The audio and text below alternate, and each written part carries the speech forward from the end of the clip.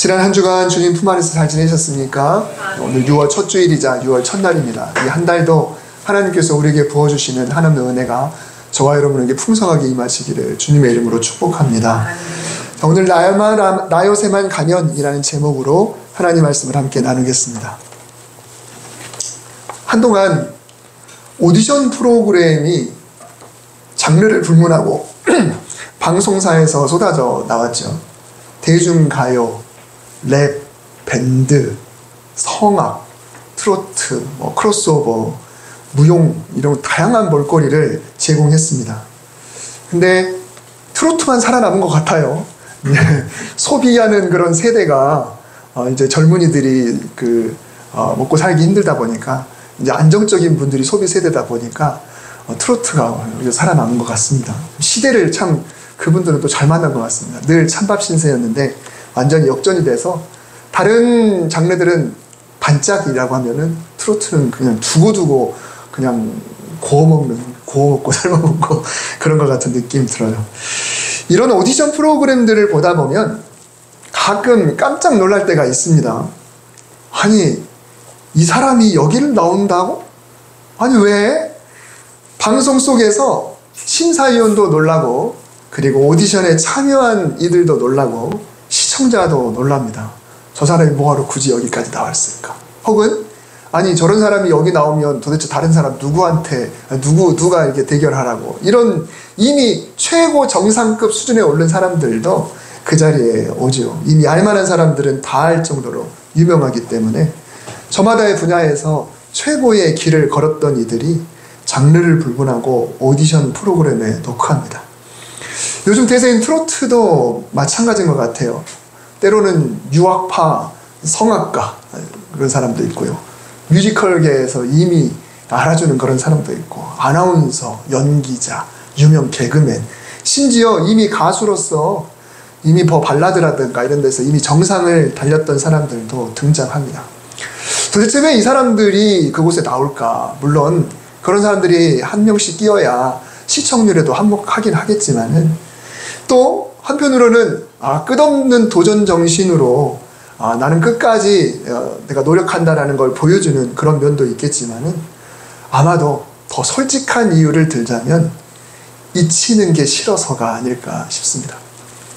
마치 가수 이선희 씨의 가사를 반영한 것처럼, 옛날이요, 내가 노래 부를 수는 없고 지난 시절 다시 올 수는 없나 그날 아마 그런 추억, 그리고 그런 안타까움, 이미 사람들에게 잊히는 그런 모습들이 얼마나 힘들면 이런 부분으로까지 다시 나와서 사람들에게 다시 기억되고 싶은, 그래서 요즘은 역주행하는 그런 일들이 많이 있지 않습니까? 다시 뜰 수만 있다면, 그날의 명성을 되찾을 수만 있다면, 다시 잃었던 열정을 다시 한번 활활 불태우고 싶다. 그렇다고만 하면 자존심이고 뭐고, 그리고 남의 시선이고 뭐고 다 필요가 없다. 그래서 요즘은 대부분 미스터 트롯 아니면 미스트롯에다가 그냥 올인하는 것 같은 그런 생각이 듭니다. 여러분, 오늘 본문에서 우리가 사울의 마음을 이런 오디션 프로그램에 참여하는 최정상을 달렸던 사람들의 마음과 약간 오버랩하면서 우리가 생각해보면 좋겠다는 그런 생각이 듭니다. 자주 드리는 말씀이지만 아시다시피 사울이 처음부터 실패한 사람은 아닙니다. 제가 자주 말씀드리죠. 결코 그렇지 않습니다. 그는 나름대로 하나님께 선택받았고, 또한 그럴 만한 충분한 자격도 있었습니다. 2주 전에 수요 기도회 때 하나님의 나라 그리고 하나님의 통치에 대한 말씀을 제가 함께 나눴었습니다. 하나님의 나라는 하나님의 통치를 인정하는 사람들에게만 성립되는 나라입니다. 하나님은 온 우주 만물, 온 천하를 다스리고 계시지만 그 통치권을 인정하지 않는 사람에게는 그곳이 하나님의 나라라고 말하기가 어렵다라는 것이죠. 왕이신 하나님을 인정하고 그분의 다스리심에 순종하는 곳, 그곳이 곧 하나님의 나라입니다. 하나님의 통치를 인정하는 교회가 하나님의 나라가 되는 것이고, 하나님이 통치하심을 인정하는 집이 바로 하나님의 나라가 되는 것이죠. 사사시대 말미에 이스라엘은 사무엘을 찾아와서 왕을 달라고 요구했습니다. 이 말은 곧 하나님의 통치가 아닌 인간의 통치를 받고 싶다. 이 가나안 땅은 하나님의 나라가 아닌 사람이 통치하는 나라가 되었으면 좋겠다라는 그 마음이 속에 들어있었던 것입니다. 하나님이 버젓이 살아계시고 여전히 다스리고 계시는데 사사시대는 백성이 하나님의 통치를 인정하지 않았고 그리고 무시하고 살아갔습니다.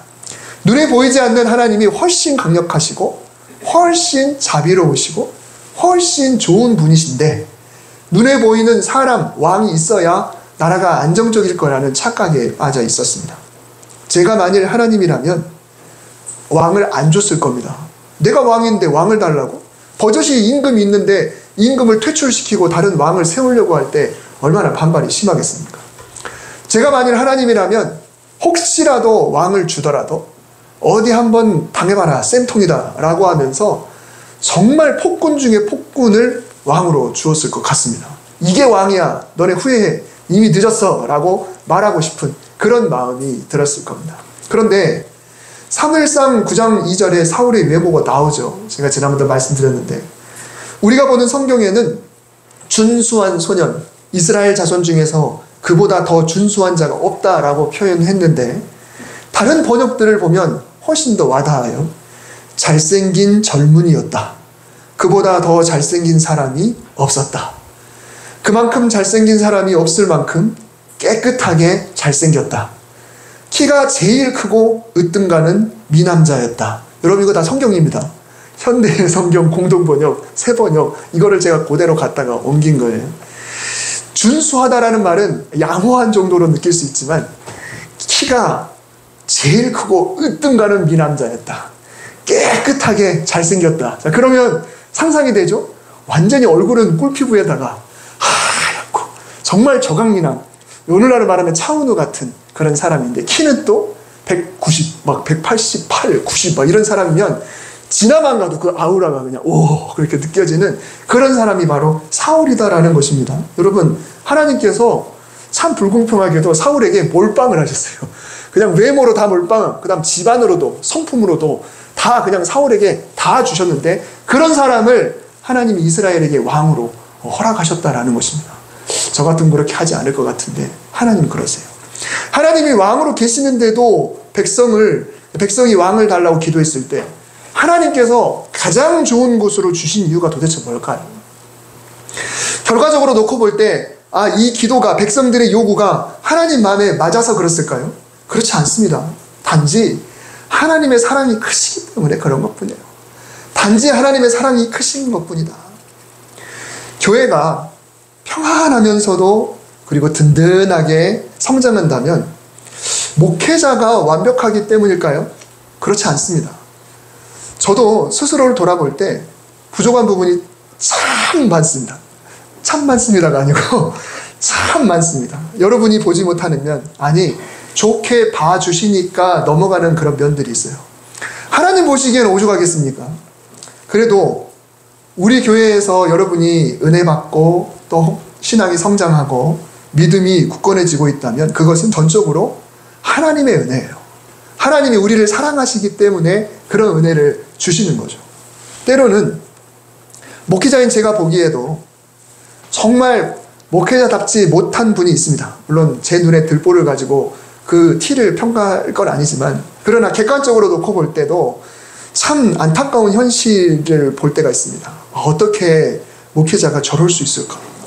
심지어 하나님이 두렵진 않을까 싶은 그런 목회자도 있습니다. 윤리 도덕적으로 또 성품으로 또 하는 표현이라든가 이런 것들을 놓고 볼 때. 그런데 신기하게도 그런 교회에서도 은혜 받고 믿음이 탄탄한 정말 진국 같은 성도들은 또 있어요. 도대체 왜 그럴까요? 그런 교회에 그런 목회자가 있는데 왜 그곳에서도 은혜 받고 정말 순수하고 성령 충만하고 정말 애통하는 그런 성도가 어떻게 있을 수 있을까? 목회자는 그럴지라도 하나님이 교회를 사랑하시니까 그런 거죠. 하나님이 그 성도를 사랑하기 때문에 그렇습니다. 장차 그 목회자는 하나님 앞에 섰을 때 받을 몫이 있겠죠. 책망이 있을 겁니다. 그러나 성도는 무슨 잘못이 있습니까? 그러니 사랑의 하나님은 성도의 믿음이 상하지 않도록, 성도의 신령이 상하지 않도록 어떻게든 도와주시는 그런 마음, 그게 바로 하나님이세요. 그게 바로 이 이스라엘 땅에 하나님이 왕을 주시는 마음이다라는 것입니다. 정말 사람들은 난리지만 그래도 이 백성을 어떻게든 잘되게 해야겠다라는 마음으로 사울을 준비하셨던 것이죠. 여러분, 우리 교회에도 이런 은혜가 있기를 바랍니다. 혹시라도 목회자인 저나 또는 성도 여러분 중에서도 누군가가 부족하고 또 때로 잘못하고 때로는 손가락질 당할 수도 있고 심지어 못된 그런 사람이 있다 할지라도 하나님이 우리 교회를 사랑하셔서 그 놀라우신 은혜로 우리 교회가 든든하고 평안하고 함께 믿음이 쑥쑥 성장하는 그런 은혜가 있기를 바랍니다. 하나님의 그런 사랑을 사모하면서 하나님 이곳에 하나님의 사랑이, 하나님 이곳에 하나님의 은혜가 임하기를 바랍니다. 하나하나 놓고 볼 때 부족한 사람이 있지만 내가 보기에도, 아니 하나님 보시기에도 분명히 있겠지만, 그리고 나도 그런 사람이지만 그래도 하나님 우리 교회를 사랑하시니 하나님 우리 교회를 부흥시켜 주시고 단단하게 사랑이 풍성한 교회가 되도록 그렇게 마음을 품고 기도할 수 있기를 바랍니다. 여러분, 하나님은 백성에게 좋은 왕을 줬습니다. 그래서 그 뜻을 아는 사무엘은 사울과 처음 만나서 이런저런 얘기도 나누고 식사를 하면서 마음을 담아서 사울을 축복해 줬습니다. 네게는 하나님의 영이 크게 임하리니 너도 선지자들과 함께 예언을 하고 변하여 새 사람이 되리라. 여기서 예언이라는 말은 몇 년, 몇 월, 며칠에 무슨 일이 일어날 겁니다, 이런 걸 이야기하자는 게 아니에요. 한자가 조금 다릅니다. 예언의 예자가 한자가 조금 모양이 달라요. 그래서 미래를 예언한다라고 하는 그런 예언이 아니고 하나님의 말씀을 대언한다라고 하는 의미에서 예언이 맞습니다. 그러니까 예언자는 미래만 예언하는 사람이 예언자가 아니고 하나님의 말씀을 받아 그것을 선포하는 그 사명, 그게 바로 성경에 나오는 예언자들이에요. 여러분, 오늘 이 말씀을 저와 여러분에게 주신 말씀이라고 한번 생각해 보십시오. 이게 얼마나 큰 축복일까. 너에게는 하나님의 영이 크게 임할 것이다. 너도 누군가에게 하나님의 말씀을 전하는 자가 될 것이고 과거의 네가 아니라 하나님 안에서 변하여 새 사람이 될 것이다. 사울이 이 축복의 말씀을 듣고 자리에서 돌아설 때 정말로 하나님의 영, 이 성령의 능력이 사울을 강력하게 사로잡았습니다. 그리고 정말로 예언을 했어요. 이래서 생긴 속담이 사울도 선지자들 중에 있느냐라는 말이에요. 아니, 사울이 하나님 말씀을 대언하는 사람일 리가 없는데, 사울이 하나님의 다른 선지자들처럼 그런 사람이 될 리가 없는데 사울이 예언자 중에 있다고? 누가 진작이라 했으랴. 사람들이 다 알아보고 기억하고 인정해주는 이 놀라운 경험을 사울이 했습니다. 어디 갈 때마다 저기 예언자가 납시네. 어디 갈 때마다 어우 예언자 오셨어. 이렇게 하는 말들이 그냥 별명처럼 사울을 따라다닐 정도로 그렇게 성령이 충만하고 하나님 말씀을 대언하고 늘 하나님 말씀 안에서 말하는 그런 사람이었습니다. 어느덧 세월이 흘러 우리가 알듯이 사울의 전성기는 그리 오래 가지 못했습니다. 사울이 예배를 승리의 도구로만 사용했고요. 자기 위치를 망각하고 하나님 앞에 거짓말만 하고 핑계만 댔습니다. 결국 하나님이 사울을 버리시고 사무엘도 떠나가고 성령도 떠나가시고 오히려 사탄의 영이 사울을 괴롭혔습니다. 여러분, 사울의 마음이 어땠을까요?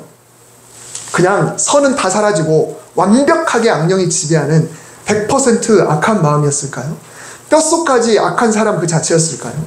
그렇지 않습니다. 그래도 사울은 다윗이 다윗을 쫓던 것을 후회할 때도 있었어요. 야, 나는 너를 죽이려고 했는데 너는 나를 살려줬어. 내가 잘못했구나. 너에게 하나님이 함께하기를 원한다. 이렇게 때로는 다시 돌아가는 그런 모습도 있었습니다. 사무엘이 자기하고 이렇게 결별을 선언하고 떠나가니까 너무너무 안타까워할 수 있었고, 만약에 그 사람이 악했으면 가려면 가라지라고 하면서 그냥 멋대로 살았겠죠. 나라가 위기에 처하면 목숨 걸고 전장에 달려나가기도 했고요. 하나님이 오래 침묵하시면 어떤 방법을 써서라도 하나님의 음성을 듣겠다고 백방으로 뛰어다녔던 사람이 사울입니다. 그리고 사무엘이 죽었다는 소식을 듣고는 정말 통곡하면서 땅을 치며 후회하고 종교개혁까지 단행했던 사람이 사울이에요.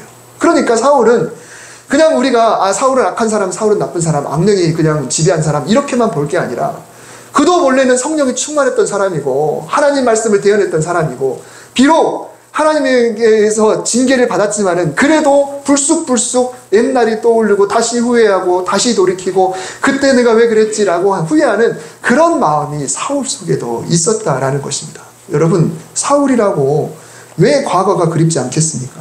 그때 그 기억이 생생하겠죠. 처음 사무엘에게 축복받고 성령의 충만함을 경험하고 하나님의 말씀을 대언하던 그때를 왜 사모하지 않겠습니까? 문득 왕으로서 하루 일과를 마치고 다 씻고 그리고 창밖에 그 왕궁의 창 밖을 내다보면서 내가 왜 이 지경이 됐을까? 내가 왜 지금 이렇게 살고 있지? 나에게도 성령이 다시 들어왔으면 이런 후회 한 번 안 하면서 살았겠습니까? 아마도 셀 수 없이 아마 무수한 밤을 그렇게 살았을 거라고 생각합니다. 다윗은 사울을 보면서 성령이 떠나게 되면 나도 사울처럼 될 수 있겠구나라고 생각을 했었습니다. 그래서 하나님께 이렇게 부르짖었죠. 나를 주 앞에서 쫓아내지 마시고 주의 성령을 내게서 거두지 마시옵소서. 주의 구원의 즐거움을 다시 나에게 회복시켜 주시고 자원하는 심령을 주시사 나를 꼭 붙들어 주세요 라고 간절하게 하나님께 기도했습니다.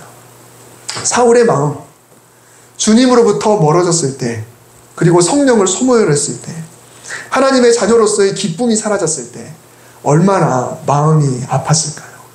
여러분, 신앙생활하면서 여러분 혹시 기쁘세요? 여전히 기쁘세요? 여전히 즐겁고 행복하세요? 여전히 성령을 사모하세요? 혹시 왕년의 그때 그 기억들이 정말 그리우세요? 오늘 이 말씀이 저와 여러분에게 위로의 말씀이 될 수 있기를 바랍니다. 사울도 왕년에 사람들의 입에 오르내리던 속담과 같은 그런 말들이 처음 생겼잖아요. 사울이 예언자라니 어찌 그런 일이 있을 수 있을까? 참 대단하다. 라마나요시라는 곳, 예루살렘 북쪽으로 약 8km 정도밖에 떨어지지 않은 고지대에 있습니다. 이 라마는 지역이고요. 나요시라는 것은 거처라는 뜻입니다. 어떤 번역에는 기숙사라는 식으로 번역한 것도 있어요. 다시 말하면 라마에 있는 공동체, 라마에 있는 학교, 기숙사 이런 곳이죠. 그래서 이곳은 사무엘이 라마에서 거처로 삼았던 곳으로서 선지자 양성소와 같은 그런 곳이었습니다. 사무엘은 주로 이곳에서 계속 후배들을 기르다가 중요한 시간이 있으면 미스바로 갔다가 때로는 길갈로 갔다가 또는 사울을 만나러 갔다가 이런 식으로 일을 했었어요. 하지만 사울과 결별한 후에는 죽을 때까지 이곳에서 나오지 않았습니다. 사무엘은 여러 선지자와 함께 지나면서 하나님의 사역을 함께 했고 그 사역 중에는 예언도 포함되어 있었습니다. 그 예언은 아까 말씀드렸듯이 하나님 말씀을 선포하는 그런 거였죠. 그러던 차에 다윗이 어느 날 그곳에 왔어요. 사울의 추격을 피하고 사무엘의 보호를 받고 싶어서 왔습니다. 그러니까 다윗이 머리를 잘 쓴 거죠. 그래도 적어도 내가 사무엘 품에 있으면 설마 사무엘이 있는데 설마 군대를 보내서 나를 잡으려 하겠어? 라는 그런 마음이 있었습니다. 그런데 오산이었죠. 이 소식을 들은 사울왕은 일단 자기가 직접 군대를 데리고 가고 싶은 마음이 굴뚝 같았을 겁니다. 그동안 보면 그렇게 했잖아요. 하지만 이번에는 차마 사무엘이니까 직접 가지 못해서 부하들을 보냅니다. 사울에게는 여전히 사무엘이 스승과 같은 존재고 여전히 존경하는 사람이라서 거기에 가서 스승님 다윗 내놓으세요라고 차마 할 수가 없는 거죠. 그래서 부하들을 보냈습니다. 근데 군인들이 라마 나요스에 도착하고 보니 사무엘과 선지자 무리가 하나님의 말씀을 서로 나누는 그런 모습을 봅니다. 막 선포하는 거예요. 우리 하나님은 살아계십니다. 하나님은 전능하십니다. 이런 말씀들을 서로 대화로 오고 가는 것을 봅니다. 그 순간 하나님의 영이 갑자기 군인들에게 임했고 자기 의지와는 상관없이 갑자기 그들의 입이 열리면서 자기들도 하나님 말씀을 선포하는 거예요. 갑자기 선포하는 무리 속에 끼어서 그들도 같이 하나님에 대해서 얘기를 나누기 시작했습니다. 다윗을 체포해야 된다는 임무는 순식간에 사라져버렸어요. 이런 황당한 보고가 사울에게 가게 됐고 두 번째로 군대를 파송했습니다. 근데 그들도 똑같아요. 세 번째로 군대를 파송했습니다. 근데 그들도 역시 그 무리 속에 끼어서 함께 하나님 말씀을 선포하는 그런 놀라운 일들이 일어나게 됐어요. 결국은 사울이 고민 끝에 직접 라마 나엿으로 출발합니다. 사울이 사무엘을 만나 처음 하나님의 영을 받고 예언할 때 그 장소를 숲담이라고 나와요. 사무엘상 9장에 보면 숲담. 학자들은 사실상 이 두 장소를 같은 곳으로 봅니다. 라마 나엿이라는 명칭은 라마에 있는 기능적인 면, 기숙사. 숲이라고 하는 것은 그 선조의 이름을 따서 숲의 영역, 줍이라고 되는데 그 영역. 그래서 그곳이 그곳이다라고 학자들은 이야기를 해요. 여러분, 이 사울의 심경이 어땠을까요? 다윗을 잡아야 하니까 가기는 가야 되는데 그곳에 가면 하나님의 영이 충만해서 하나님의 말씀을 애원하는 일들을 어쩌면 나도 그럴 수 있나? 자신도 과거에 그랬잖아요. 지금 군인들을 1차, 2차, 3차 보냈는데 그들이 그런 일이 벌어졌으면 지금 나는 어떻게 되나? 라는 그런 마음 아마 있지 않았을까 싶습니다. 영화나 드라마 보면 이런 스토리가 있죠. 학교 부지가 있어요. 많은 추억이 깃들어 있어요. 근데 그곳이 헐리게 됩니다. 그리고 리조트가 이제 세워지게 되는데 그래서 학교가 이제 폐교 위기에 처하게 돼요. 마을 사람들이 다 반대하고 막 시위하고 막 그냥 목숨을 걸고 띠를 두르고 막 이렇게 하고 있는데 그런데 학교 폐교를 담당하는 그 건설사 대표가 근사한 세단을 타고 주차장에 딱 내렸어요. 근데 그 사람이 하필이면 보니까 그 마을 그리고 그 학교 출신이었어요. 반대하는 마을 사람 다 알아요. 쟤였어? 과거에 은사님도 계셔요. 그리고 심지어 첫사랑도 그 무리 속에 있어요. 운동장이며 교실이 그 사람의 온 추억의 장소이고 그 마을이 그의 모든 추억이 깃들어 있는 그런 곳이다. 지금 사울의 마음이 그런 거예요. 뭔가 불편하지만 그러나 그의 첫사랑이 있었던 곳, 성령의 충만함이 있었던 곳, 그 감격이 있었던 그곳에 다윗 하나 보고 지금 가야 되는데 어떤 마음일까? 그런데 사울이 다른 군인들보다 더 했어요. 다른 군인들은 그곳에 도착해서 확 뒤집어졌는데 사울은 그쪽에 가는 순간 가는 도중에 갑자기 하나님의 영이 강력하게 임하게 되고 그리고 예언을 하기 시작하고 심지어 왕복을 벗어요. 그리고 그곳에 가서는 그냥 모든 옷 벗고 그냥 누워가지고 하나님의 말씀을 태어나요. 마치 할아버지 앞에서 발가벗고 어리광 피우는 그런 손자의 모습처럼 사무엘 앞에서 밤새도록 이야기하면서 옷 벗고 그때를 추억을 나누면서 그런 이야기를 하는 그 사건이 바로 이 라마 나엿의 사건입니다. 사울도 선지자 중에 있느냐. 그래서 그 속담이 정말 오랜만에 다시 등장하게 되는 그런 일이 일어납니다. 신앙인으로서의 세월은 나도 모르게 차곡차곡 쌓이는 경험 그리고 신앙의 추억과 함께 갑니다. 내가 신앙의 날을 한 달을 보내면 한 달의 신앙의 추억이 쌓이는 거죠. 1년을 보내면 1년의 추억이 쌓입니다. 저도 목회연한이 전도사 때부터 따지면 꽤 길어요. 쉬지 않고 한 번도 쉬지 않고 사역을 해왔습니다. 신학대학교 들어가면서부터 지금까지 한 번도 쉼이 없이 계속 달려왔어요. 그럼 그 길은 하나님과의 신앙의 추억이 쌓여가는 그런 과정이죠. 우리 교회에서 3년 반, 그 3년 반에 얼마나 됐어요? 그럼 3년 반이면 그 3년 반이면 벌써 싹 지나가요. 그때 그랬지, 그때 이랬지, 그때 이랬지. 이런 것들이 계속 쌓여갑니다. 근데 그것만 있을까요? 저에게도 그 전에 중고등학교 시절에 그리고 초등학교 시절에 그 어린 시절에 제가 기도원에 가서 뭘 했는지 한밤중에 후레쉬 들고 이웃마을에 형과 손잡고 벌벌벌 떨면 전설의 고향 생각나지만 어쩔 수 없이 이웃교회 부흥회 간다고 새벽에 가고 막 이랬던 그 추억들 앞에서 막 북치고 막 그냥 단상에 올라가서 목사님 친세례 받으면서 집회에 참석했던 그런 추억들이 저에게도 다 있어요. 때로는 사람들이 사울을 선지자라고 불렀던 것처럼 우리가 신앙의 추억들을 쌓아간 그런 기억들을 보면은 나름대로의 별명들을 또 갖고 살아가는 분도 있습니다. 아, 저분은 참 전도대장이야, 전도왕이야. 저분은 정말 기도대장이야. 저분은 상담가야. 저분은 찬양꾼이야. 헌신자야. 얼마나 겸손한지 몰라. 그분은 일꾼이야. 그분은 정말 충성스러운 분이야. 그런 이야기를 들으면서 신앙생활하던 그런 과거들이 우리에게 있습니다. 그때가 그립기도 하죠. 언젠가 세월이 흘러 또 이때를 생각하면서 또 그런 이야기를 할 날이 올지도 모릅니다. 아니, 분명히 오겠죠. 여러분, 때로 우리에게도 이런 바람이 있기도 하죠. 하나님, 다시 한번 불을 내려주시옵소서. 다시 한번 성령 충만을 주시옵소서. 다시 한번 힘을 주시옵소서. 여러분, 이런 소망은 우리에게 너무 필요합니다. 라마 나요스에 있던 군인들은요, 은혜 받자고 온 사람들 아니었습니다.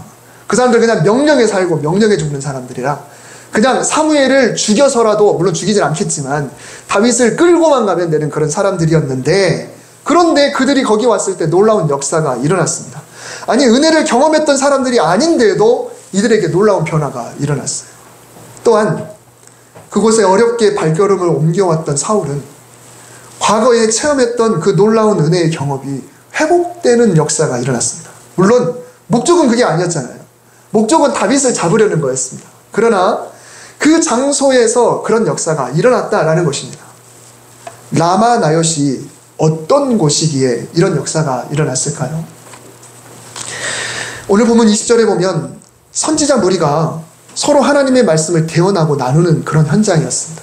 그리고 그곳에 사무엘이 리더로서 중심을 잡고 선지자들을 잘 이끌고 있었습니다. 이것을 볼 때에 이런 놀라운 일들이 일어났다라는 것입니다. 그곳은 누가 봐도 하나님의 영이 임하게 할 만한 장소다.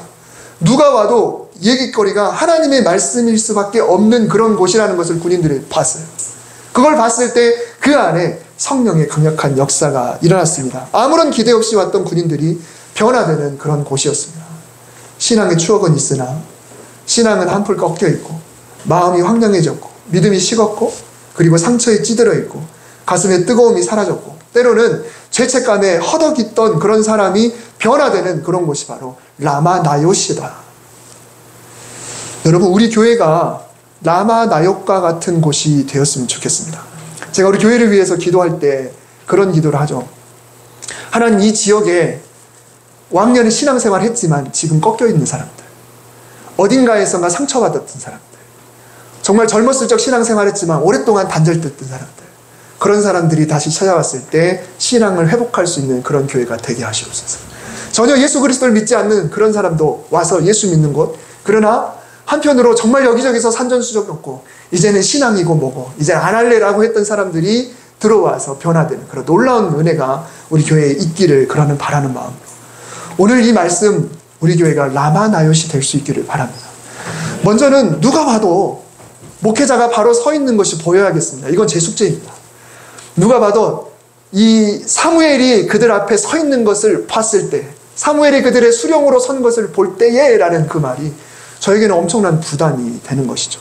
그리고 성도들의 대화가 하나님의 말씀을 경외하는 자들의 대화답고 은혜를 나누고 격려하고 사랑이 풍성한 대화다워 보이기를 바랍니다.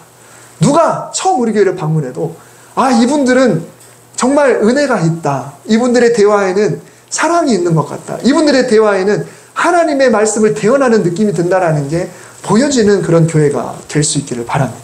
그리고 성령의 감동이 풍성한 교회, 하나님의 영이 충만한 그런 교회가 될 수 있기를 바랍니다. 그러면 이곳에 별 기대하지 않고 누군가가 왔다가 성령의 충만함을 받고 하나님을 대언하는 일이 일어나게 되겠죠. 그리고 회복되어야 될 성도가 우리 교회에 와서 다시 일어나는 놀라운 역사가 있겠죠. 과거에 아름다웠던 경험들, 하나님과의 뜨거웠던 경험들이 있었다고 한다면 우리 교회에 와서 모든 걸 다 회복할 수 있기를 바랍니다. 그때의 열정, 그때의 즐거움, 그 구원의 기쁨이 다시 회복되는 그런 복된 장소가 될 수 있도록 우리 교회가 그런 교회가 되기를 우리가 함께 기도할 수 있기를 바랍니다. 기도하겠습니다. 하나님, 우리 교회를 이곳에 세우시고 40년을 버티도록 또 이렇게 신앙이 끊기지 않고 계속 이어가도록 지켜주신 하나님, 주님, 이곳에 라마 나요스의 기적, 그 놀라운 은혜가 있게 하시옵소서. 정말 이곳에 꼭 와야겠다라고 마음먹고 오는 사람뿐만 아니라 호기심에 어떤 교회가 보자라고 왔던 그런 심령들조차도 성령의 충만함을 경험하고 하나님의 말씀을 느끼고 또 신앙이 회복되는 놀라운 은혜가 우리 교회에 있게 하여 주옵소서. 부족한 종을 굳건하게 붙잡아 주시고 우리 성도들을 사랑으로 덮어주셔서 우리가 정말 이 지역에 꼭 필요한 라마 나요시 되도록 주여 역사하여 주시옵소서. 예수님의 이름으로 기도드립니다. 아멘.